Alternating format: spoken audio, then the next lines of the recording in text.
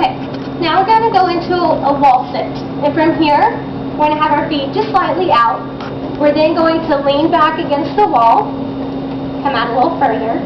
And here we do want our feet in neutral, okay? We don't want them turned out just yet. So we do want them fairly neutral, about shoulder width apart, maybe just a little bit wider.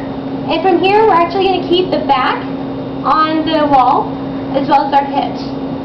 So we want it neutral. You don't necessarily have to be in a tucked position because some of us tend to over tuck a little bit. So I say keep a neutral line with the wall. Keep your S curve of the spine. From here, what we're going to do is we're going to drop the hips down into a squat.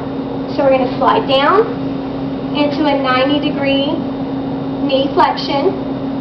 And again, we're keeping our upper back against the wall. My hips are also touching the wall. And I'm going to hold this position. No putting weight into the hands, that's cheating. And it kind of makes it a little harder on you. So from here, we want to make sure that our shins are directly over the toes, that we aren't leaning forward. Hips off the wall, so you don't need that. And this is what we're going to hold, again, for about 30 seconds. Another thing we want to make sure is that our knees aren't having a valgus force. They're not caving inward. We want them out and pulled into a neutral line. Belly tight, embraced. And that is your wall sit.